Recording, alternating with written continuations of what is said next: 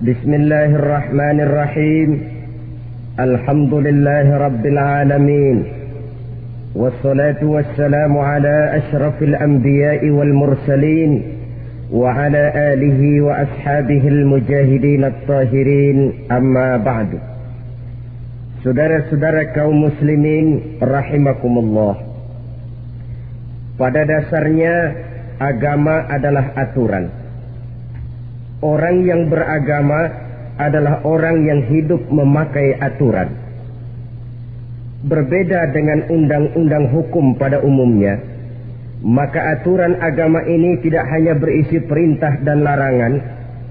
Ia di samping berisi perintah juga berisi anjuran, pembolehan, pencelaan, dan larangan. Dalam bahasa yang lebih dikenal, perintah adalah sesuatu yang apabila dilaksanakan beroleh pahala, sedang apabila ditinggalkan mendapat sanksi dosa. Amalan semacam ini dinamakan amalan yang wajib.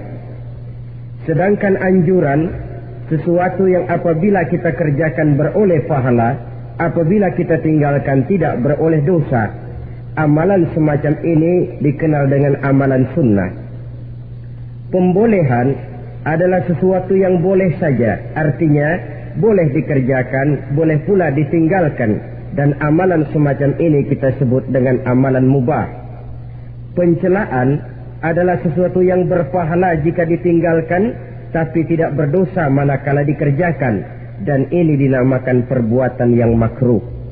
Sedangkan larangan, sesuatu yang apabila dikerjakan beroleh dosa, apabila ditinggalkan beroleh pahala, dan amalan semacam ini lazimnya dinamakan amalan atau perbuatan yang haram. Kalau agama merupakan aturan, maka konsekuensinya tentu ia berisi perintah dan larangan. Apabila perintah dilaksanakan, maka Allah Subhanahu wa ta'ala memberikan balasan berupa pahala. Sedangkan apabila larangan yang dikerjakan, Allah pun akan memberikan ganjaran yang bernama dosa. Baik pahala maupun dosa adalah sesuatu yang abstrak, sesuatu yang tidak nampak, tidak kelihatan oleh pandangan mata yang zahir. Itu sebabnya barangkali di zaman materialistis seperti sekarang ini, orang kurang tergerak mengejar pahala dan malah kadang-kadang terangsang untuk berbuat dosa. Karena pahala dan dosa sesuatu yang tidak kelihatan oleh pandangan mata yang zahir ini.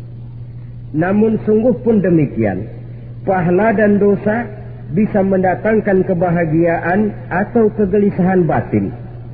Bersabda Rasulullah sallallahu alaihi wasallam, "Idza sarratka hasanatuka wa sa'atka sayyi'atuka fa anta mu'min." Apabila perbuatanmu yang baik menyebabkan engkau bahagia, apabila perbuatanmu yang baik menyebabkan engkau gembira, dan perbuatanmu yang jahat menyebabkan engkau jadi susah, itulah tanda bahwa di hatimu masih ada iman.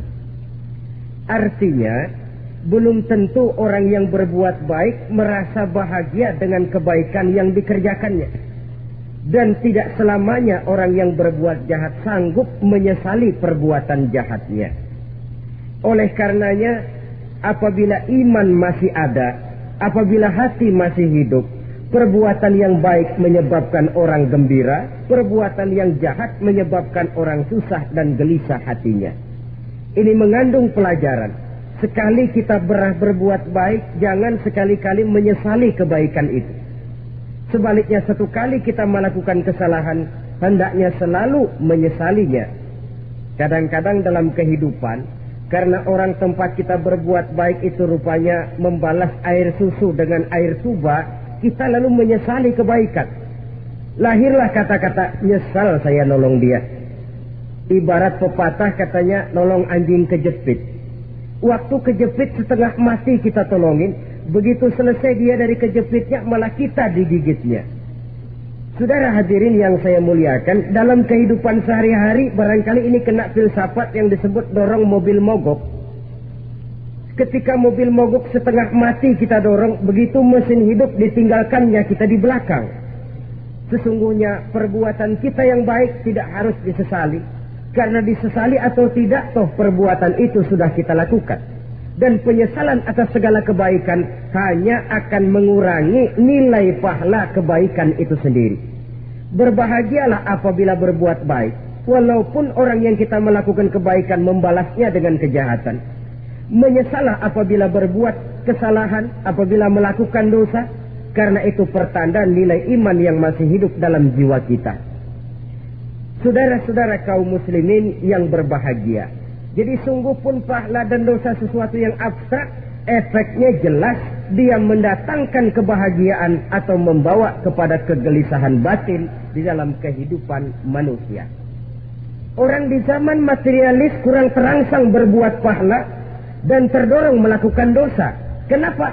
Karena pahala tidak kelihatan, dosa tidak nampak. Kalau pahala kelihatan, barangkali nggak kuat kita mikul pahala. Kalau dosa benjol, umpama tiap bikin dosa palanya benjol, barangkali sudah nggak karu-karuan kepala kita. Baik pahala, baik dosa, sesuatu yang tidak nampak oleh pandangan mata zahir, tapi yang punya efek dalam kehidupan ini. Orang yang banyak pahalanya dengan orang yang banyak dosanya, kalau dia berjalan barangkali sulit kita membedakan. Tapi efeknya dalam kehidupan ini jelas adanya. Sesuatu yang bernama pahala kita perlukan, karena hidup tidak berhenti hingga di sini. Sesuatu yang bernama dosa harus kita hindarkan, karena ada kelanjutan sesudah hidup yang sekarang ini, kehidupan dari satu pertanggungan jawab. Itu sebabnya Imam Ghazali dalam bahasa yang indah sekali berpesan, jadidis safinah fa innal bahra amir wa khuziz zat fa inna safara ba'id.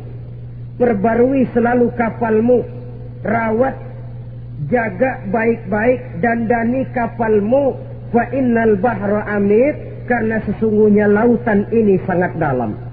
Satu bahasa yang indah dari tamsil terhadap kehidupan. Perbaiki kapalmu karena lautan ini sangat dalam. Artinya, jaga baik-baik hatimu. Pelihara iman dan keyakinanmu. Karena hidup ini bagaikan gelombang lautan. Tempo-tempo air tenang, tempo-tempo ombak menggila dan menggunung. Jaga iman baik-baik karena hidup penuh dengan cobaan dan ujian. Itu maksudnya. Wa khuzizat fa inna safara ba'id. Sejak kita tinggal di alam arwah, pada saat jasad belum lagi diciptakan Allah, ruh sudah diciptakannya lebih dahulu. Sampai kemudian kita pindah ke alam rahim, alam kandungan ibu, untuk kemudian berpindah kepada kehidupan dunia. Dari dunia ini kita pindah ke alam barzakh.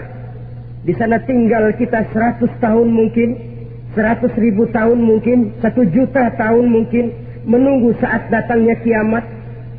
Lalu dari alam barzakh pindah kita ke alam akhirat. Satu perjalanan yang sangat panjang.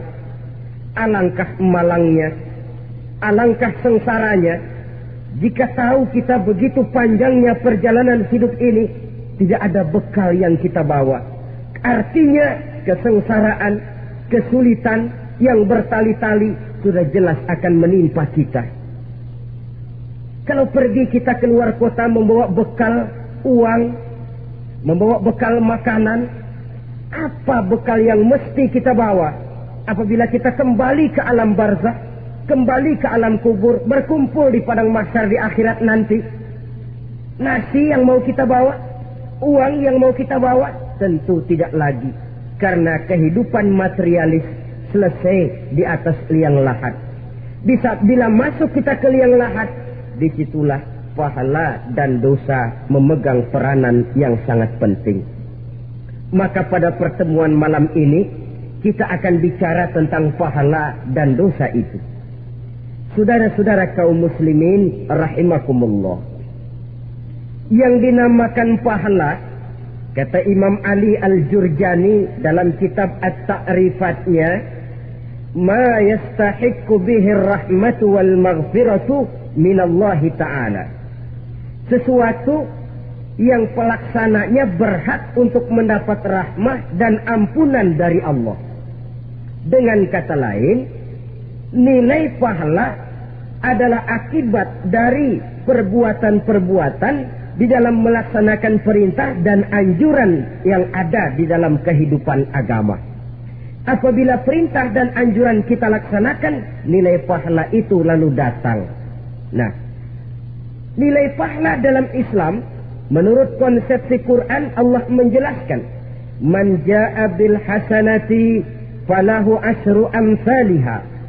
Barang siapa yang datang membawa satu kebajikan, barang siapa yang melaksanakan satu kebaikan, maka dia akan mendapat balasan 10 kali dari kebaikan yang dikerjakannya. 10 kali ini pun masih dilipat gandakan dengan 7 ini pun masih dikalikan 100, dan itu pun masih ditambah dengan pernyataan wallahu yudha'ifu liman yasha. Allah masih akan melipat gandakan perbuatan baik seseorang yang dikehendakinya. Itulah nikmatnya dalam Islam. Tetapi sebaliknya, wa man jaa bisayyi'ati fala yujza illa mislaha. Barang siapa yang melakukan satu kejahatan, dia tidak akan mendapat balasan kecuali sesuai dengan kejahatan yang dikerjakannya. Alangkah rahman dan rahimnya Allah. Orang yang berbuat baik dibalas 10, dikali 7, dikali 100, masih dilipat gandakan pula. Tapi orang yang berbuat jahat tidak akan mendapat balasan kecuali sesuai dengan kejahatan yang dikerjakannya. Ini kan beda dengan sifat kita manusia. Kita ini kadang-kadang kalau dijitak membalasnya mukul. Tapi kalau orang berbuat baik kepada kita, kita enggan untuk berbuat baik kepada orang tadi. Allah tidak mengajarkan begitu. Satu kebaikan berbalas 10. Satu kejahatan berbalas dengan satu kejahatan. Maha Rahman dan Rahim Allah. Bahkan dalam Islam, niat berbuat baik saja mendapat pahala. Sedangkan niat berbuat jahat belum ditulis merupakan satu dosa sampai kejahatan itu dikerjakan oleh orang yang niat tadi. Umpamanya, saudara niat, nanti malam giliran pengajian saya mau hadir di majelis taklim. Pas datang waktu malam, hujan turun sangat lebat. Saudara berhalangan datang ke majelis taklim. Saudara sudah mendapat pahala niat. Tapi saudara niat, nanti malam kalau turun hujan, saya mau bongkar rumahnya si fulan, saya mau curi seluruh harta bendanya. Ternyata malam saudara tidak mengerjakan perbuatan itu belum ditulis dosa sampai perbuatan itu benar-benar dikerjakan. Tapi lalu jangan macam-macam. Kalau begitu niat aja yang baik, biar nggak usah dikerjain. Niat aja pengen ngaji walaupun tidak ada niatan untuk ngaji. Allah lebih tahu tentang apa yang terdetik di dalam hati sanubari kita. Itulah sebabnya sangat dianjurkan orang untuk melakukan segala macam kebajikan, dan dianjurkan orang menjauhkan segala macam bentuk kejahatan, karena dia akan berefek melahirkan dosa dan pahala. Dosa dan pahala itulah alat untuk memperoleh kebahagiaan di alam kubur, di padang mahsyar, sampai di akhirat nanti. Di dunia ini mungkin segalanya bisa kita beli dengan yang namanya uang. Keamanan kita bisa menyewa petugas untuk menjaga rumah kita. Kendaraan yang mewah bisa kita beli. Udara yang sejuk bisa kita ciptakan. Siapa banyak uang, dia raja. Mungkin itu di dunia. Tapi bisa apa uang kalau kita sudah masuk ke alam kubur? Bisakah munkar nakir kita sogok? Udah karkir, jangan nanya nih, cepet. Bisakah malaikat azab menyingkir dengan uang semir? Ternyata tidak. Untuk memperoleh kebahagiaan di sana, nilai pahala. Kesengsaraan akan kita dapat kalau kita banyak menumpuk dosa. Oleh karena itu jangan beranggapan, pahala nggak kelihatan, dosa juga nggak kelihatan, biarin saja. Yang tidak kelihatan ini pada waktunya akan memegang peranan yang sangat penting. Tapi tidak cuma untuk menghadapi hidup di situ, kita lalu harus berbuat baik dan meninggalkan yang jahat. Terutama juga di dunia ini. Toh pepatah bilang gajah mati meninggalkan gading, harimau mati meninggalkan belang. Apa yang akan kita tinggalkan setelah kita mati? Kita ingin jasad kita boleh hancur terkubur tanah, tapi nama kita ingin hidup terus, dikenang orang 100, 1000, bahkan 1.000.000 tahun yang akan datang. Ditulis orang dengan tinta emas dalam sejarah, tercatat kita sebagai orang baik-baik. Saudara-saudara kaum muslimin rahimakumullah. Lalu perbuatan apa yang bisa mendatangkan pahala itu? Saudara-saudara, semua perbuatan yang diperintah dan dianjurkan oleh Allah, yang dikerjakan dengan ikhlas hanya untuk mencapai ridho Allah, mendatangkan pahala. Kadang-kadang menurut pendapat kita remeh, tapi nilainya di sisi Allah besar. Itu pahala. Menghitung pahala itu hak prerogatif Allah. Perbuatan yang ringan Allah mau berikan ganjaran yang besar, itu urusan Allah. Misalnya, kata Nabi, la tahqiranna minal ma'rufi syai'an. Jangan kamu menganggap remeh perbuatan baik walaupun kecil. Jangan merasa sulit melakukan perbuatan yang mengandung pahala. Bertemu dengan teman, muka kita cerah, berpahala. Menyingkirkan duri di jalanan, berpahala. Menolong orang yang sesat, memberitahu orang yang bertanya, berpahala. Tidak sulit kalau kita mau. Yang diperintah dan dianjurkan oleh agama, itu perbuatan yang mengandung nilai-nilai pahala. Masalahnya cuma tinggal mau atau tidak, dan dikerjakan dengan ikhlas. Bertemu teman, mukanya cerah, pahala. Menyingkirkan duri di jalanan, pahala. Sedekah, pahala. Tidak berupa perbuatan, bisa berupa ucapan. Misalnya bersolawat, pahala. Bertasbih dan bertahmid, pahala. Kata Nabi, kalimatani khafifatani 'alal lisan, thaqilatani fil mizan. Ada 2 kalimat yang enteng di lidah tapi berat di timbangan akhirat nanti. Apa itu? Subhanallah walhamdulillah. Itu kan amalan yang ringan, perbuatan yang mudah saja, tapi nilainya demikian besar dalam pandangan Allah. Jadi pendeknya, perbuatan yang bernilai pahala adalah perintah dan anjuran agama yang dilaksanakan dengan ikhlas semata-mata untuk mencapai ridho Allah, itu mengandung pahala. Niat dasarnya itu harus karena Allah, landasannya harus karena ikhlas. Bukan cuma sekedar basa-basi, tidak karena ingin dipuji orang, tidak karena mengharap tanda jasa, tapi ikhlas semata-mata. Dari perbuatan yang paling kecil dan mudah sekali sampai kepada amalan-amalan yang besar dan memerlukan biaya yang besar, seperti melaksanakan ibadah haji, seperti jihad fi sabilillah, membangun masjid, membangun pondok-pondok pesantren, membangun pusat-pusat kesehatan, membangun jalan-jalan umum, termasuk menjaga keamanan. Jangan dikira loh, sistemling umpamanya, menjaga keamanan kampung tidak berpahala. Kalau diniatkan ibadah, menjaga ketenangan warga supaya mereka tekun ibadah, ikhlas karena Allah, itu juga bernilai ibadah.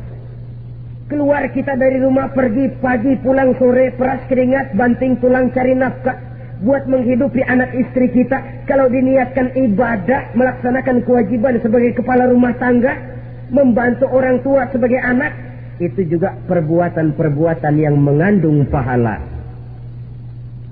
Yang terbaik sesuai dengan bidang kehidupan kita. Ada orang yang dinamakan abid, ahli ibadah, pahala yang paling baik bagi dia banyak-banyak tahajud, sembahyang malam, wirid, zikir, tasbih. Ada yang dinamakan orang alim, pahala yang paling baik buat orang macam ini mengajar, menyebarkan ilmu, mendakwahkan Islam. Ada yang disebut wali, pejabat pemerintah, petugas. Amalan pahala yang paling baik buat orang semacam ini melayani masyarakat, bekerja di bidangnya sesuai dengan profesinya. Saudara hadirin yang saya hormati, jadi dengan demikian perbuatan-perbuatan yang mengandung nilai-nilai pahala ini bisa perbuatan yang menurut kita kecil namun punya nilai besar, apalagi perbuatan besar dengan biaya yang besar, tentu makin besar juga pahala yang disediakan oleh Allah Subhanahu wa taala. Oleh karenanya, kalau kita bercermin dari ayat Quran, hidup ini kesempatan untuk berbuat baik.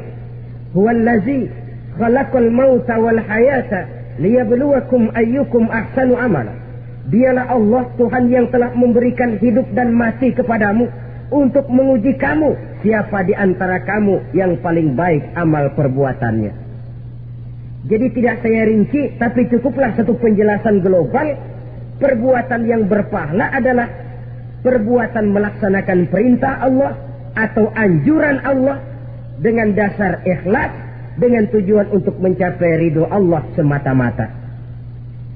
Lalu apa perbuatan yang mengakibatkan dosa itu? Saudara-saudara, dosa lahir akibat melakukan larangan Allah atau mengerjakan yang dicelaknya. Nah, para ulama ada yang membagi dosa itu menjadi dua bagian. Ada dosa-dosa kecil, ada dosa-dosa besar. Tetapi sebenarnya ditinjau dari segi hakikatnya, kalau sudah melakukan satu kesalahan yang mengakibatkan dosa, jangan dilihat besar dan kecilnya, tapi kepada siapa dosa itu kita kerjakan.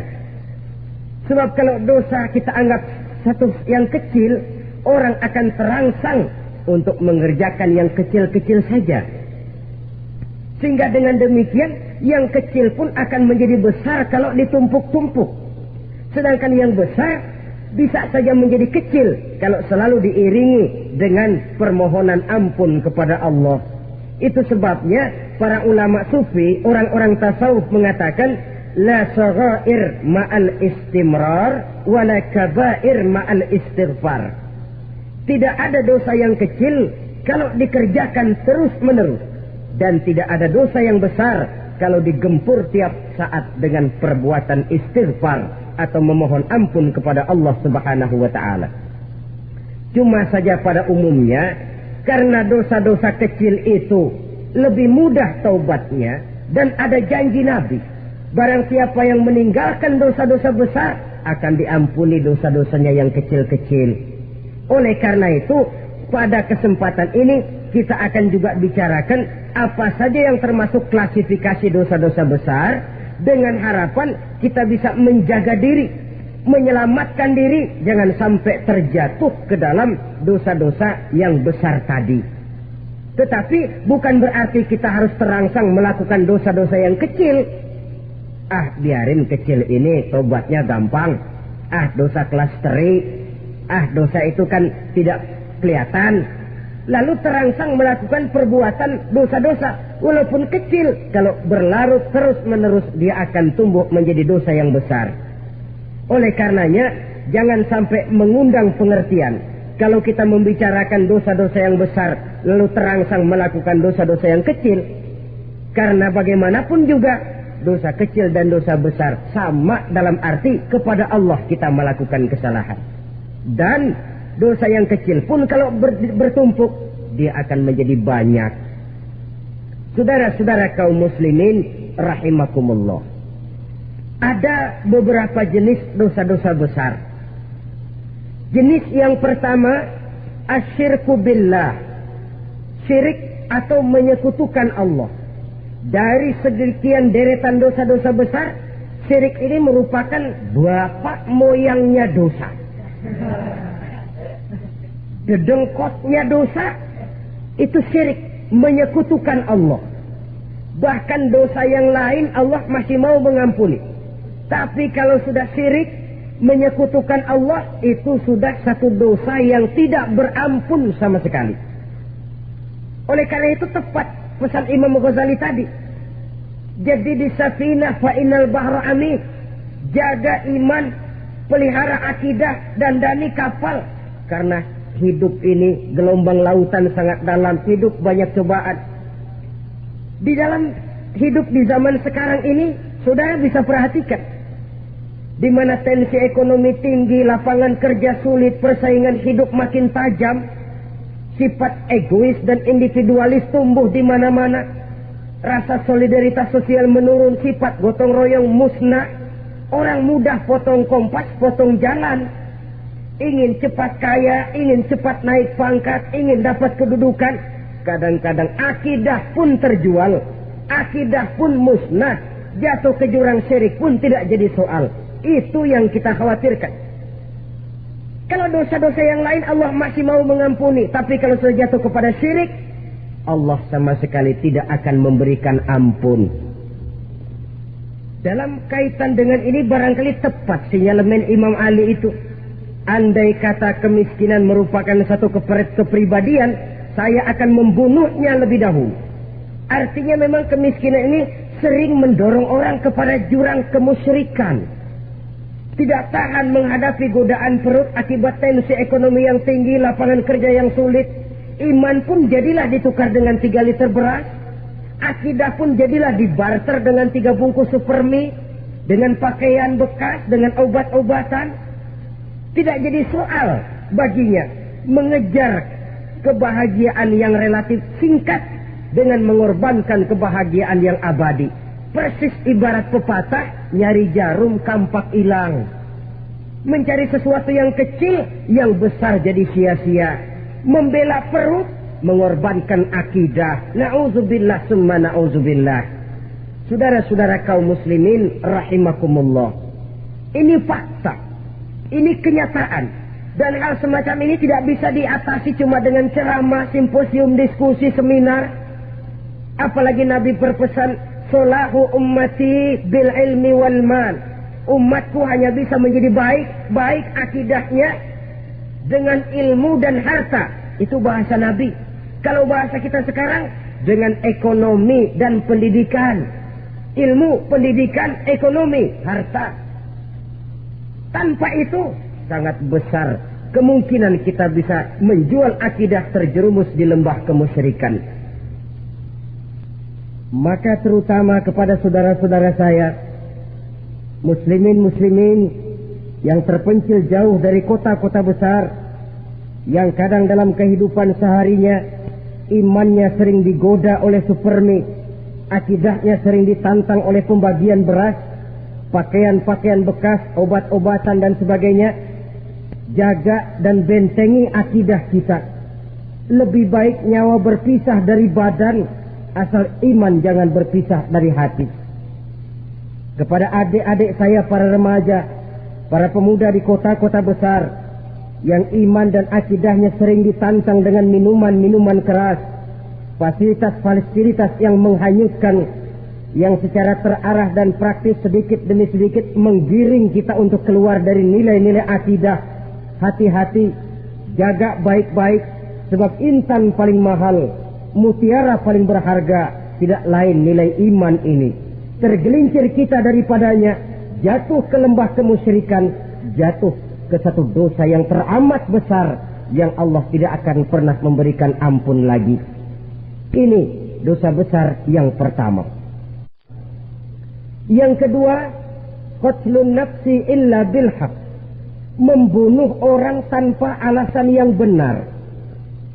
Di zaman kesulitan ekonomi kadang-kadang orang mudah nekat. Tengok saja, kadang-kadang karena pasar uang 100-200 perak saja nyawa bisa melayang. Kadang-kadang karena urusan yang remeh, salah omong, salah ambil, salah ucap, salah pegang, nyawa bisa jadi melayang. Alangkah murahnya nyawa, seakan-akan kita yang punya. Padahal nyawa itu hak milik Allah. Tidak pantas kita merampasnya, tidak pantas kita menghilangkannya dari jasad seseorang. Oleh karenanya, membunuh orang merupakan satu dosa yang sangat besar. Jangankan kepada orang yang seakidah, orang yang lain akidah saja pun, kalau dia hidup berdamai, rukun, berdampingan, kita harus melindungi. Apatah lagi teman seakidah sendiri. Saudara-saudara kaum muslimin rahimakumullah.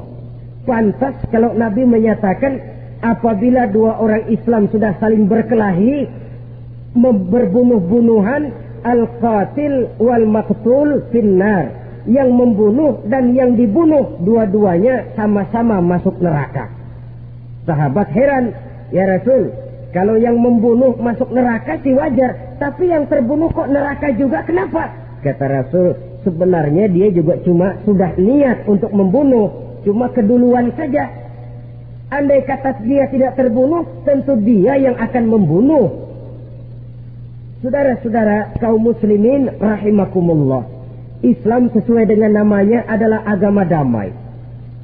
Kita tidak boleh mencari-cari musuh, walaupun tidak boleh lari kalau bertemu musuh.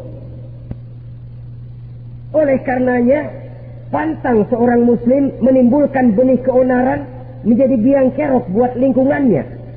Sesuai dengan namanya, seorang muslim adalah seorang yang dalam hidup senantiasa berusaha menebarkan salam, menebarkan kedamaian, ketenangan dan ketentraman. Dengan prinsip, musuh jangan dicari, bertemu pun jangan lari. Yang ketiga, termasuk dalam kelompok dosa besar ini, syurbul khamr, meminum minuman keras. Termasuk di dalam kata khamr ini, ganja, morfin, narkotik. Sebab apa? Jenis minuman semacam itu tidak hanya merusak keadaan sekarang, tapi sekaligus merusak kehidupan yang akan datang. Kalau itu jatuh di tangan generasi muda, artinya kan merusak kehidupan masa depan daripada suatu bangsa. Karena apa? Remaja dan pemuda merupakan bentuk miniatur daripada kehidupan bangsa. Akan bagaimana warna umat Islam di Indonesia, bahkan akan bagaimana warna Indonesia 30, 40, 50 tahun yang akan datang, remaja sekarang jawabannya. Kalau remaja kita sekarang ini kerjanya cuma bisa nyekek botol, insya Allah bangsa Indonesia 30-40 tahun yang akan datang akan tumbuh menjadi bangsa teler. Tidak banyak yang bisa kita harapkan. Remaja adalah gambaran masa depan dari satu bangsa, dari satu umat. Dan remaja itu di dalam dirinya secara fitrah terkumpul semua bakat, terdapat semua kemungkinan. Kita ini lahir membawa sifat pemimpin, tapi juga membawa sifat pengacau. Kita ini ada bakat jadi orang jujur, ada bakat jadi pengkhianat. Kita ini ada bakat menjadi orang baik-baik, kita juga punya bakat jadi biang kerok. Kita kemungkinan bisa jadi pemimpin bangsa, tapi juga bisa menjadi pemimpin bangsat. Nanti lingkungan dan pendidikan akan menumbuhkan, membentuk mana yang tumbuh lebih subur. Kalau lingkungan dan pendidikannya lebih banyak bercerita tentang kejujuran, maka nilai kejujuran yang akan tumbuh lebih banyak dalam jiwanya. Dan insya Allah diharapkan dia akan menjadi manusia yang jujur di kelak kemudian hari nanti. Dan masalah minuman keras ini sebenarnya berkait. Kita tidak bisa cuma menyalahkan remaja saja, menyalahkan pemuda saja. Karena bagaimanapun masalahnya kompleks. Menghancurkan sesuatu tanpa melihat kausalnya, tanpa melihat sebab akibatnya kan sama juga bohong. Kemungkinan karena broken home, kemungkinan karena pergaulan, kemungkinan karena kurang perhatian orang tua, kemungkinan karena akibat bacaan, tontonan, atau fasilitas berupa dibukanya pabrik-pabrik minuman keras, dijualnya minuman-minuman keras, di warung-warung yang remang-remang, yang memberikan kenikmatan, kebahagiaan dan kebanggaan tersendiri, sehingga akhirnya orang terangsang untuk datang dan minum di sana. Pada dasarnya memang sepele, cuman minum, nggak ngerugiin orang lain kan? Iya, pada waktu minum. Tapi dikala sudah mabuk, out of control, apapun bisa kita lakukan. Yang kita ucapkan kita tidak sadari lagi, yang kita kerjakan tidak kita sadari lagi. Dikala itu segala macam kejahatan bukan sesuatu yang tidak mungkin untuk kita laksanakan. Nggak ngerugiin orang lain, memang pada saat mau minum. Tapi begitu minum, mabuk, kita bisa merugikan orang lain. Setidaknya merugikan diri sendiri. Pertumbuhan IQ menjadi lemah, semangat kehidupan hilang, gairah kerja menurun, kalau tidak ada sama sekali. Lalu apa yang bisa kita lakukan di dalam kehidupan? Dan akan lebih celaka kalau ini menimpa kehidupan generasi muda kita. Kadang-kadang yang ironi ya, kalau yang orang tuanya mampu barangkali masih tertolong. Tapi yang orang tuanya kondisi ekonomi lemah masih kepengen teler juga. Orang tuanya nggak mampu masih pengen mabuk.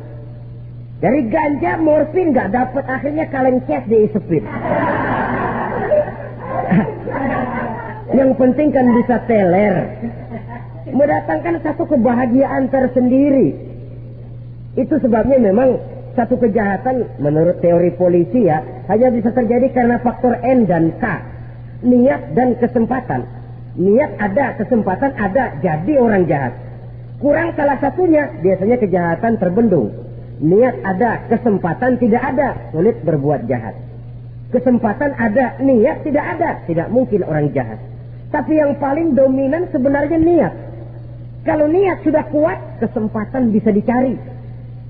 Kesempatan bisa diciptakan. Biar hansip nongkrong, ditungguin lengahnya. Iya biarin. Jam 11 sampai jam 2. Matanya melotot. Jam 3 dia mulai ngulet, ngempet. Nah, di saat itu saya masuk ke rumahnya. Kalau niat kuat, kesempatan bisa diciptakan. Dan kalau sudah niat, ini masalah hati. Kalau sudah masalah hati, menyangkut soal moral. Moral artinya sudah masuk kepada kehidupan agama. Saudara-saudara kaum muslimin rahimakumullah. Yang keempat yang termasuk jenis dosa besar, az-zina, perbuatan zina. Di zaman pergaulan bebas dengan prinsip free sex ini, tengok sudah berapa banyak gadis-gadis bergelimpangan jadi korban. Berapa banyak bayi-bayi yang lahir ke dunia tanpa tahu kemana dia mesti memanggil bapak. Apakah deretan jumlah korban ini masih harus bertambah lagi? Paling tidak, biarlah yang sudah jadi korban, tapi jangan bertambah lagi hendaknya. Masing-masing kita berupaya menahan diri. Termasuk dalam kategori zina ini, yang merupakan cabang-cabangnya, liwat, homoseks, lesbian, masturbasi. Bahkan masturbasi itu termasuk jenis zina tangan. Dan itu juga merupakan satu dosa. Di samping dosa juga merusak diri. Karena bagaimanapun juga dia akan mengurangi kemampuan daya pikir seseorang. Maka agama memberikan jalan keluar. Pesan Nabi, ya ma'syara syabab, man istata'a minkumul ba'at falyatazawwaj. Hai para pemuda, kata Nabi, barang siapa di antara kamu yang sudah bisa ba'at, yang sudah mampu ba'at. Ba'at itu artinya memberikan nafkah, baik nafkah zahir maupun nafkah batin. Falyatazawwaj, maka hendaklah dia kawin. Jadi yang maksud ba'at ini ya nafkah zahir, ya nafkah batin. Kita kadang-kadang cuma bisa ngasih nafkah batin saja sudah merasa pokoknya kan saya sanggup untuk kawin, lalu kawin tanpa kehilangan, dengan kehilangan pertimbangan. Saudara-saudara, wa illam yastati, adapun kalau dia belum mampu, fa alaihi bisyam, hendaknya dia banyak puasa. Fa innahu lahu wija, karena puasa itu akan merupakan benteng jangan sampai orang memperturutkan hawa nafsunya. Andai kata puasa belum hobi, banyaklah olahraga para pemuda, para remaja. Karena dengan olahraga, pemikiran untuk memperturutkan hawa nafsu agak sedikit terkendali dan energi tersalurkan dalam bentuk yang positif. Pendeknya kreatif, banyak kegiatan. Ini pesan Imam Syafi'i tepat itu. Kata beliau, inni ra'aitu wuqufal ma'i yufsiduh in sala taba wa illam yajri lam yasif. Aku melihat air kalau diam rusak, tapi kalau dia mengalir jernih. Air kalau ngendap, nggak ngalir, nyamuk nyarang di situ, bisa jadi sumber penyakit. Manusia hidup begitu. Kalau nggak punya kegiatan, nggak kreatif, kerjanya cuma delohom, ayam-ayam, akhirnya jadi ngerusak. Ngomongin orang, ya ngapa, anu. Kebangetan nggak ngapa-ngapain, orang aja dipontenin. Orang diomongin, lahirlah namimah, lahirlah ribah. Saudara-saudara, air itu kalau ngendap ada aja yang nyarang. Tapi kalau dia ngalir, orang ada kesibukan, insya Allah dia tidak akan jatuh kepada sesuatu yang bisa mengundang dosa. Isilah waktu dengan hal-hal yang bermanfaat, karena hidup ini singkat dan tidak berjalan mundur ke belakang. mundur hancur, berhenti diinjak orang. Sekali melangkah, jangan surut mundur ke belakang. Homoseks terlepas dari penyakit kejiwaan. Sekarang ini kan sudah ada persatuan kaum gay katanya. Meminta perlakuan yang sama dan agar dibolehkan kawin sesama mereka. Secara manusiawi boleh, secara manusiawi kita hargai mereka. Tapi dari kacamata agama, ini jelas merupakan penyimpangan. Dan penyimpangan merupakan suatu dosa. Terlepas dari pertimbangan manusiawi. Jangan karena terlalu memperturutkan suara manusiawi, lalu kita mengesampingkan agama. Termasuk lesbian, wadon karo wadon. Ya, kalau homo itu kan lanang karo lanang katanya. Saudara-saudara kaum muslimin rahimakumullah, ini bukan penyakit baru. Liwat homoseks sudah dikenal dari zamannya Nabi Lut. Laki dengan laki. Lesbian dari zaman istrinya Nabi Lut. Terlepas dari penyakit kejiwaan, dari segi agama, ini merupakan penyimpangan dan merupakan dosa yang besar. Yang kelima, yang termasuk jajaran dosa kelas kakap, qadzful mu'minina wal mu'minat, menuduh orang mukmin yang baik-baik, laki atau perempuan, melakukan perbuatan zina sehingga hancur namanya di masyarakat. Ini merupakan satu perbuatan dosa yang sangat besar dan sangat dimurkai oleh Allah. Saudara-saudara kaum muslimin rahimakumullah. Oleh sebab itu tentang masalah ini, kalau memang tidak ada saksi, jangan sembarang kita enteng lidah menuduh orang lain berbuat zina, menuduh orang lain berbuat serong. Dosanya kelewat besar di dalam kehidupan. Karena apa? Mencari harga diri itu berat, memelihara kehormatan diri jauh lebih berat. Satu kali orang dihancurkan namanya di masyarakat, dia akan terisolir jadinya. Oleh karenanya, berlindung kita kepada Allah, jangan sampailah dihinggapi oleh sifat ini. Karena sentimen kita kepada seseorang, karena hasad kita kepada seseorang, tidak senang melihat orang lain lebih maju, lalu lidah ini seenaknya saja mengucapkan kata. Padahal sanksi dan resikonya sangat besar. Yang kita tuduh barangkali mendapat pahala dari Allah. Kita sendiri yang menuduh tanpa saksi, tanpa alasan yang benar, mendapat dosa yang sangat besar. Saudara-saudara, memang kadang-kadang aneh dalam hidup ini. Seorang pelacur biasanya bisa menjaga mulutnya di masyarakat. Kata-katanya baik, sopan. Kenapa? Karena mulut yang satu sudah tidak terjaga.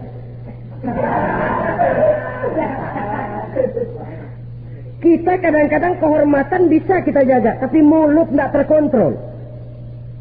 Ngomong seenaknya dewe, bikin orang mangkel, kesal, fitnah sana, fitnah sini, menghancurkan nama baik orang, ngomongin yang macam-macam.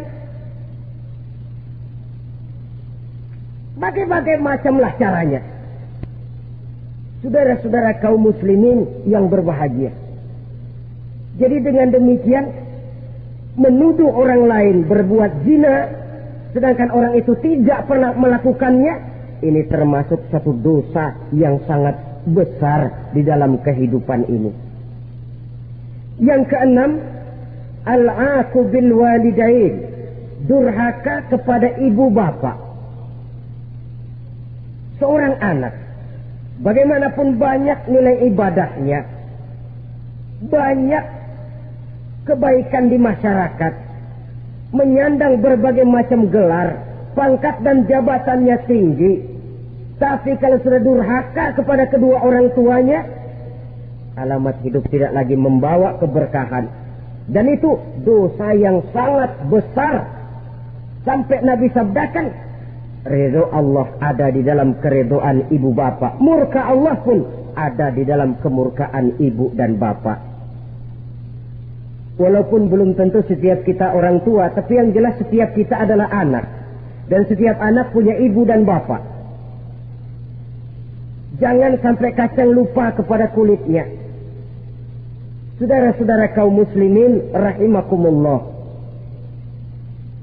Durhaka kepada ibu bapak merupakan perbuatan yang sangat dimurkai oleh Allah. Apalagi ibu yang telah melahirkan kita, bahkan mengandung kita. Begitu juga bapak yang telah berusaha peras keringat banting tulang untuk mengasuh membesarkan kita. Tidak ada perbuatan baik yang kita lakukan untuk bisa menebus kebaikan daripada ibu dan bapak kita. Setidaknya kalau belum bisa berbuat baik kepada keduanya, janganlah menyakiti hati keduanya. Itu saja dulu yang harus dijaga. Kadang-kadang sudah berbuat baik enggak, nyakitin melulu. Sudah nyenangin belum bisa, saban sehari nyakitin saja. Padahal kedua orang tua itu doanya manjur, sebagaimana sumpahnya juga bisa jadi kenyataan. Dan sering bahkan menjadi kenyataan. Sampai ibu bapak sudah wafat, sudah meninggal sekalipun, kewajiban berbakti masih harus terus dilakukan oleh seorang anak. Lalu yang ketujuh, at-tawalli yaumaz zahfi, berpaling pada hari pertempuran. Orang sedang sibuk-sibuk menghadapi musuh, maksudnya berjuang membela agama ini, dia lari menyelamatkan diri. Pengecut, mental munafik. Ayo, kalau demi agama, mari kita maju ke depan. Allahu Akbar. Yang besar Allah, yang lain kecil semua. Maju. Orang lain maju serentak, dia mundur jauh ke belakang. Mental munafik, mental calo, istilah sekarang ini. Oh, itu calo, mental calo. Tuhan gedek banget itu. Coba ya, kalau itu paling sibuk nyuruh penumpang naik. Tapi sementara penumpang naik sampai ke tempat tujuan masing-masing, calonnya nggak kemana-mana, diem aja di situ. Cuma orang aja disuruh naik. Dan saudara, kerja bakti, orang turun ke comberan, dia naik ke tempat tidur. Mundur di hari pertempuran, menyebabkan orang lain gugur, dia sendiri menyelamatkan diri. Mental pengecut, mental munafik, itu merupakan dosa yang sangat besar. Saudara-saudara kaum muslimin rahimakumullah. Itu sebabnya agama itu memerlukan keberanian. Memang, tapi bukan keberanian yang tanpa perhitungan. Sebab berani tanpa berhitung namanya berani babi. Kita berani kalau benar, kita harus takut kalau salah. Jangan dibalik. Salah berani, nekat namanya. Benar takut, pengecut namanya. Orang yang pengecut adalah orang yang takut membela kebenaran. Orang yang nekat sesungguhnya udah salah nggak malu lagi, udah salah nekat lagi. Merasa rugi berbuat kebaikan, puas kalau berbuat kejahatan. Padahal Nabi pesan, siapa yang berbuat dosa sambil tertawa, nanti dia akan masuk neraka sambil menangis. Karena itu dipesan pula di dunia ini, sering-seringlah mencuci mukamu dengan air mata taubat. Cuci lidahmu dengan zikir kepada Allah. Bersihkan hatimu dengan air ikhlas. Saudara-saudara kaum muslimin rahimakumullah. Kan ada toh orang berbuat baik enggak gembira, tapi berbuat jahat malah puas. Atau sama saja orang lain berbuat baik, hatinya kesel. Orang lain berbuat jahat, dia malah mendukung. Atau orang lain tergelincir berbuat jahat, dia malah girang. Ini kan tidak objektif. Karena yang berbuat baik, orang yang dia keselin, dia nggak seneng. Tetapi karena yang berbuat jahat, orang yang dia senengin, dibenerin juga. Itu nggak objektif namanya. Mundur di hari pertempuran pada saat saudara-saudara kita sedang menghadapi musuh, sikap pengecut yang sangat dibenci Allah. Yang kedelapan, termasuk kelompok dosa besar, aklu malil yatim, makan harta anak yatim. Kadang-kadang ada orang mengeksploitir nasib anak-anak yatim. Karena biasanya para dermawan peka kalau mendengar nasib yatim, memberikan santunan. Si yatim belum makan, yang ngurusin udah pada kenyang. Mengeksploitir, memakan harta anak yatim termasuk dosa yang sangat besar. Sehingga Nabi pesan, ana wa kafilul yatim kahataini yaumal qiyamah. Aku dan orang yang menyantuni anak yatim seperti dua jari ini di hari kiamat. Rumah yang paling dimuliakan Allah adalah rumah yang di dalamnya ada anak yatim yang hidupnya dihormati, hidupnya disantuni, keperluannya dicukupi. Maaf saja, tahap kita menyantuni anak yatim ini baru tahap setahun sekali. Kalau Muharram kita agungkanlah, kita besarkan. Lebaran yatim katanya. Kita kumpulkan dana, kita usap kepala yatim, kita kumpulkan beras, kita bagikan hari itu. Perkara bulan depan kelaparan, kita tutup kuping. Perkara bulan berikutnya dia kelaparan, kita masa bodoh. Bahwa di bulan Muharram kita santuni yatim piatu itu sudah baik. Tapi akan lebih baik lagi kalau kita sanggup menjadi bapak asuh mereka, memikirkan sekolah mereka, ada kontinuitas.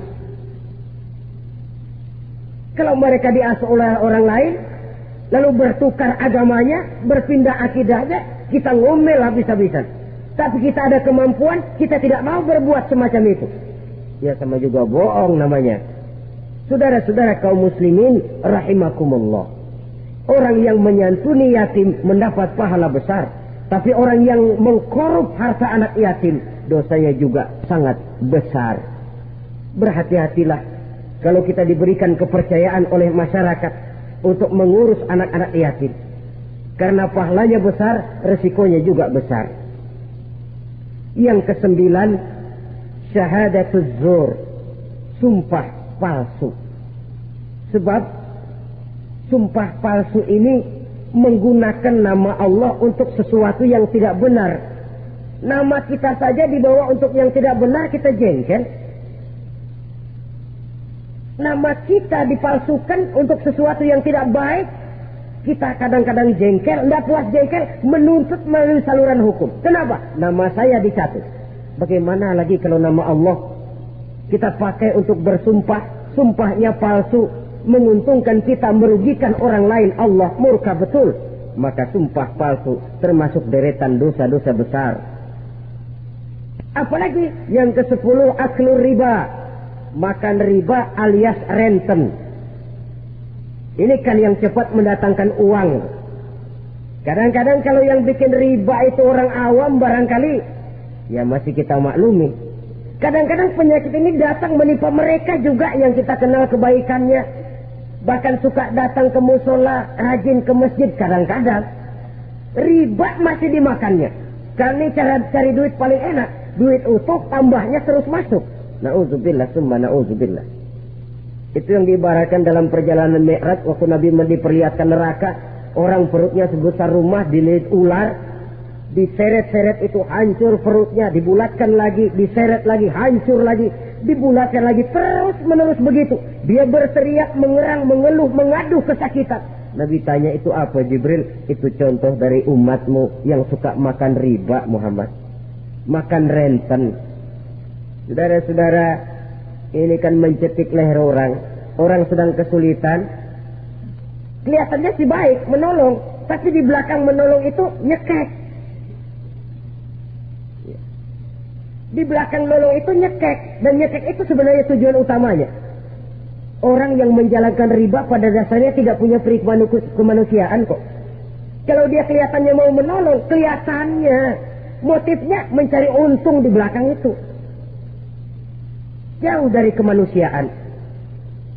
Yang ke-11, saudara-saudara, termasuk jajaran dosa besar itu qat'ur rahim, memutuskan silaturahmi. Marah, hobi sama marah. Kalau 3 hari nggak marahan sama orang, ngebet palanya. Selalu nyari gara-gara. Kalau udah marah berlaku perpanjangan waktu. Tahun, 2 tahun, kadang-kadang seumur hidup. Saudara hadirin yang saya muliakan. Apalagi mengurangi timbangan termasuk kelas dosa besar. Makan suap termasuk dosa besar. Semir menyemir dosa besar. Apalagi bunuh diri. Nah, bunuh diri dosa besar. Kadang-kadang karena sulit nekat. Daripada hidup susah mendingan mati sekalian. Apa dikira kalau mati urusan selesai? Belum. Termasuk memotong anggota badan sendiri. Dosa besar. Kayak belum lama ada kesulitan ekonomi mau lebaran. Alat vitalnya dipotong. Berita-berita koran, itu pun dosa besar. Nah kan badan saya sendiri, ya badanmu sendiri, tapi yang ciptakan Allah, yang berikan Allah. Kenapa mesti dipotong? Karena kesulitan ekonomi, alat vitalnya sendiri dipotong. Ya namanya alat vital, kalau sudah nggak ada yang vital kan hampa hidup ini. Tapi lalu kehilangan pertimbangan. Saudara-saudara kaum muslimin, karena itu di hadapan segala macam kesulitan, jangan sampai kita kehilangan pertimbangan lalu terjatuh ke dalam dosa-dosa besar ini. Mudah-mudahan Allah selamatkan kita dari segala macam bentuk dosa besar, sehingga diampuni segala dosa yang kecil dan digerakkannya kita untuk hidup melakukan kebaikan yang membawa pahala yang sebesar-besarnya. Ini sajalah pertemuan kita saat ini. Terima kasih atas segala perhatian. Mohon maaf atas segala kekurangan. Wassalamualaikum warahmatullahi wabarakatuh. Bismillahirrahmanirrahim. Alhamdulillahi rabbil alamin. Wassalatu wassalamu ala ashrafil anbiya'i wal mursalin wa ala alihi wa ashabihil mujahidin at-tahirin. Amma ba'du. Saudara-saudara kaum muslimin rahimakumullah. Pada dasarnya agama adalah aturan. Orang yang beragama adalah orang yang hidup memakai aturan. Berbeda dengan undang-undang hukum pada umumnya, maka aturan agama ini tidak hanya berisi perintah dan larangan. Ia di samping berisi perintah juga berisi anjuran, pembolehan, pencelaan, dan larangan. Dalam bahasa yang lebih dikenal, perintah adalah sesuatu yang apabila dilaksanakan beroleh pahala, sedang apabila ditinggalkan mendapat sanksi dosa. Amalan semacam ini dinamakan amalan yang wajib. Sedangkan anjuran, sesuatu yang apabila kita kerjakan beroleh pahala, apabila kita tinggalkan tidak beroleh dosa. Amalan semacam ini dikenal dengan amalan sunnah. Pembolehan adalah sesuatu yang boleh saja, artinya boleh dikerjakan, boleh pula ditinggalkan, dan amalan semacam ini kita sebut dengan amalan mubah.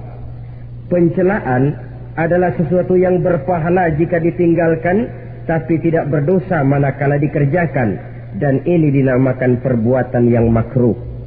Sedangkan larangan, sesuatu yang apabila dikerjakan beroleh dosa, apabila ditinggalkan beroleh pahala, dan amalan semacam ini lazimnya dinamakan amalan atau perbuatan yang haram. Kalau agama merupakan aturan, maka konsekuensinya tentu ia berisi perintah dan larangan. Apabila perintah dilaksanakan, maka Allah Subhanahu wa ta'ala memberikan balasan berupa pahala. Sedangkan apabila larangan yang dikerjakan, Allah pun akan memberikan ganjaran yang bernama dosa. Baik pahala maupun dosa adalah sesuatu yang abstrak. Sesuatu yang tidak nampak, tidak kelihatan oleh pandangan mata yang zahir. Itu sebabnya barangkali di zaman materialistis seperti sekarang ini, orang kurang tergerak mengejar pahala dan malah kadang-kadang terangsang untuk berbuat dosa. Karena pahala dan dosa sesuatu yang tidak kelihatan oleh pandangan mata yang zahir ini. Namun sungguh pun demikian, pahala dan dosa bisa mendatangkan kebahagiaan atau kegelisahan batin. Bersabda Rasulullah sallallahu alaihi wasallam, "Idza sarratka hasanatuka wa sa'atka sayyi'atuka fa anta mu'min." Apabila perbuatanmu yang baik menyebabkan engkau bahagia, apabila perbuatanmu yang baik menyebabkan engkau gembira, dan perbuatanmu yang jahat menyebabkan engkau jadi susah, itulah tanda bahwa di hatimu masih ada iman. Artinya, belum tentu orang yang berbuat baik merasa bahagia dengan kebaikan yang dikerjakannya. Dan tidak selamanya orang yang berbuat jahat sanggup menyesali perbuatan jahatnya. Oleh karenanya, apabila iman masih ada, apabila hati masih hidup, perbuatan yang baik menyebabkan orang gembira, perbuatan yang jahat menyebabkan orang susah dan gelisah hatinya. Ini mengandung pelajaran. Sekali kita berbuat baik, jangan sekali-kali menyesali kebaikan itu. Sebaliknya satu kali kita melakukan kesalahan, hendaknya selalu menyesalinya. Kadang-kadang dalam kehidupan, karena orang tempat kita berbuat baik itu rupanya membalas air susu dengan air tuba, kita lalu menyesali kebaikan.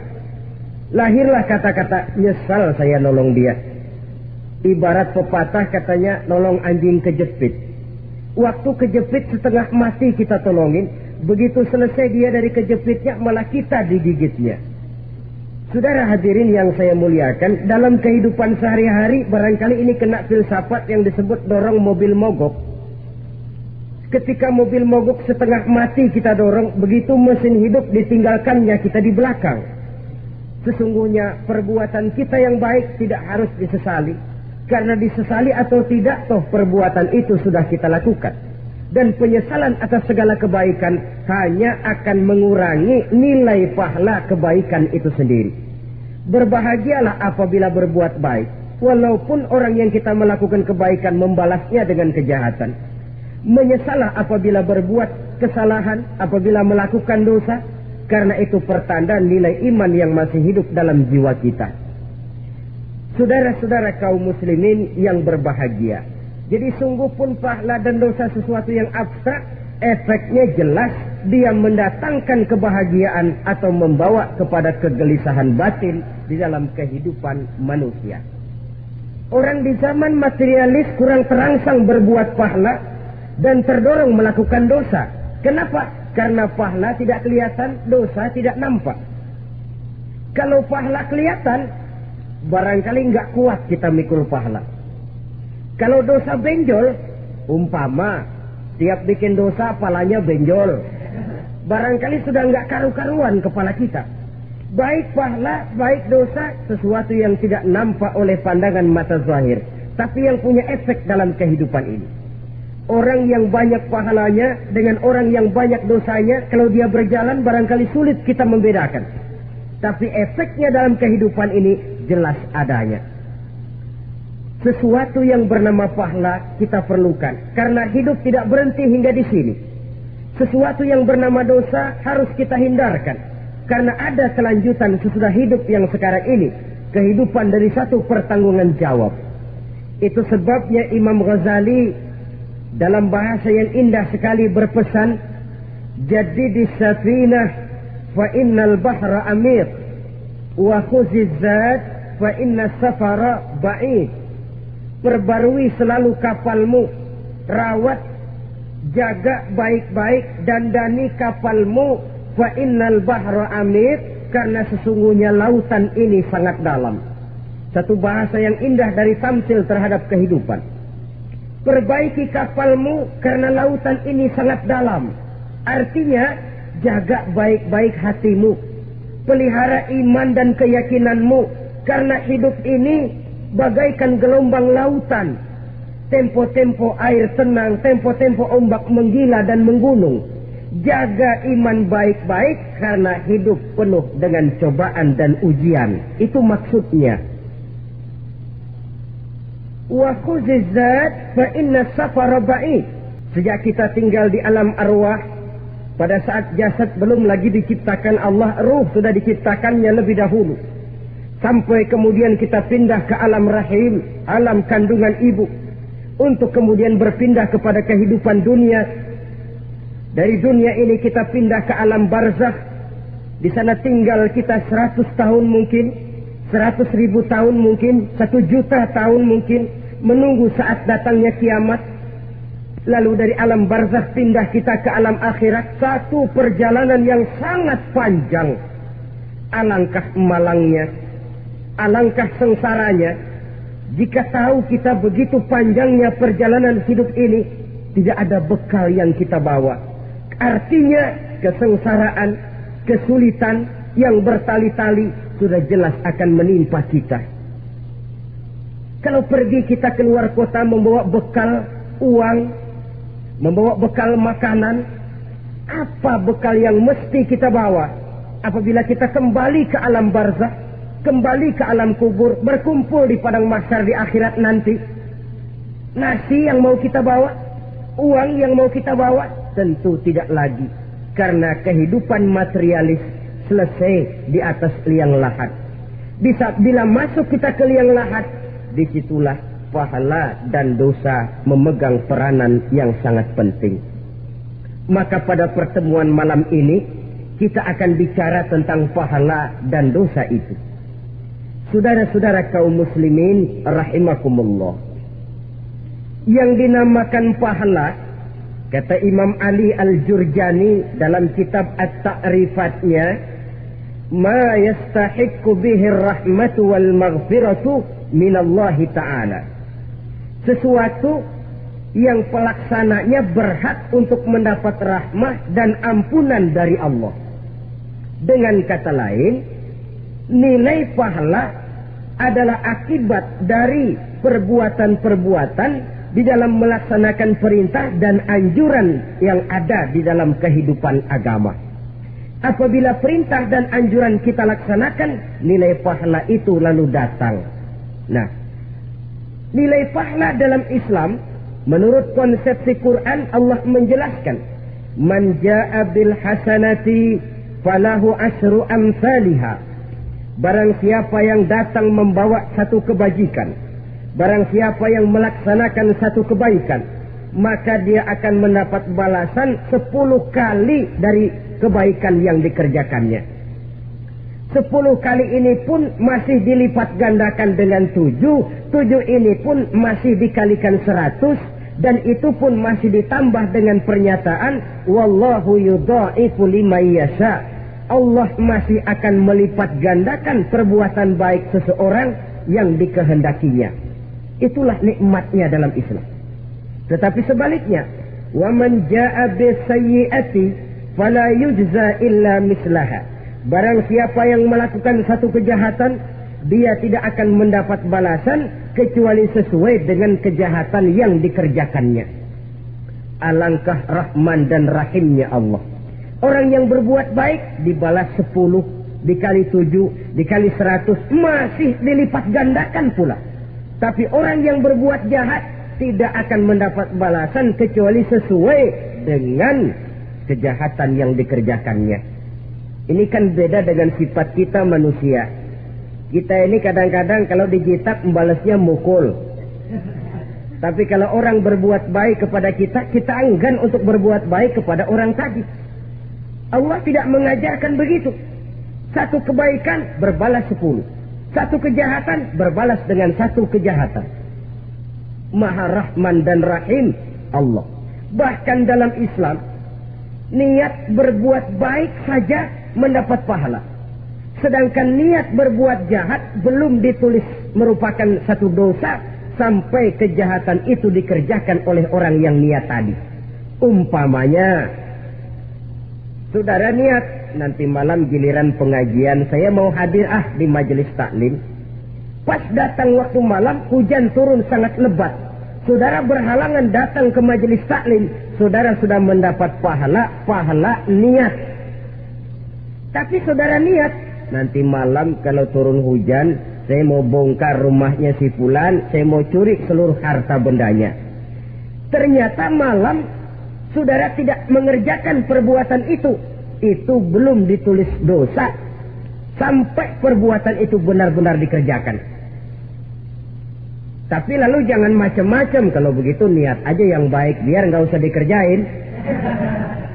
Niat aja pengen ngaji walaupun tidak ada niatan untuk ngaji. Allah lebih tahu tentang apa yang terdetik di dalam hati sanubari kita. Itulah sebabnya sangat dianjurkan orang untuk melakukan segala macam kebajikan, dan dianjurkan orang menjauhkan segala macam bentuk kejahatan, karena dia akan berefek melahirkan dosa dan pahala. Dosa dan pahala itulah alat untuk memperoleh kebahagiaan di alam kubur, di padang mahsyar, sampai di akhirat nanti. Di dunia ini mungkin segalanya bisa kita beli dengan yang namanya uang. Keamanan kita bisa menyewa petugas untuk menjaga rumah kita. Kendaraan yang mewah bisa kita beli.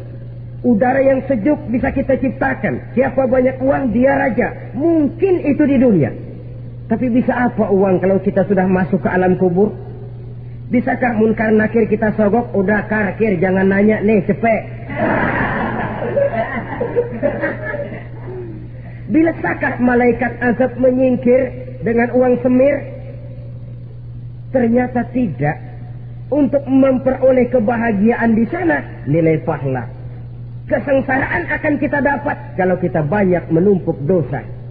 Oleh karena itu jangan beranggapan, pahala nggak kelihatan, dosa juga nggak kelihatan, biarin saja. Yang tidak kelihatan ini pada waktunya akan memegang peranan yang sangat penting. Tapi tidak cuma untuk menghadapi hidup di situ, kita lalu harus berbuat baik dan meninggalkan yang jahat. Terutama juga di dunia ini. Toh pepatah bilang gajah mati meninggalkan gading, harimau mati meninggalkan belang. Apa yang akan kita tinggalkan setelah kita mati? Kita ingin jasad kita boleh hancur terkubur tanah, tapi nama kita ingin hidup terus, dikenang orang 100, 1000, bahkan 1.000.000 tahun yang akan datang. Ditulis orang dengan tinta emas dalam sejarah, tercatat kita sebagai orang baik-baik. Saudara-saudara kaum muslimin rahimakumullah. Lalu perbuatan apa yang bisa mendatangkan pahala itu? Saudara-saudara, semua perbuatan yang diperintah dan dianjurkan oleh Allah, yang dikerjakan dengan ikhlas hanya untuk mencapai ridho Allah, mendatangkan pahala. Kadang-kadang menurut pendapat kita remeh, tapi nilainya di sisi Allah besar. Itu pahala. Menghitung pahala itu hak prerogatif Allah. Perbuatan yang ringan Allah mau berikan ganjaran yang besar, itu urusan Allah. Misalnya, kata Nabi, la tahkiranna minal ma'rufi syai'an. Jangan kamu menganggap remeh perbuatan baik walaupun kecil. Jangan merasa sulit melakukan perbuatan yang mengandung pahala. Bertemu dengan teman, muka kita cerah, berpahala. Menyingkirkan duri di jalanan, berpahala. Menolong orang yang sesat, memberitahu orang yang bertanya, berpahala. Tidak sulit kalau kita mau. Yang diperintah dan dianjurkan oleh agama, itu perbuatan yang mengandung nilai-nilai pahala. Masalahnya cuma tinggal mau atau tidak, dan dikerjakan dengan ikhlas. Bertemu teman, mukanya cerah, pahala. Menyingkirkan duri di jalanan, pahala. Sedekah, pahala. Tidak berupa perbuatan, bisa berupa ucapan. Misalnya bersolawat, pahala. Bertasbih dan bertahmid, pahala. Kata Nabi, kalimatani khafifatani 'alal lisan, thaqilatani fil mizan. Ada 2 kalimat yang enteng di lidah tapi berat di timbangan akhirat nanti. Apa itu? Subhanallah walhamdulillah. Itu kan amalan yang ringan.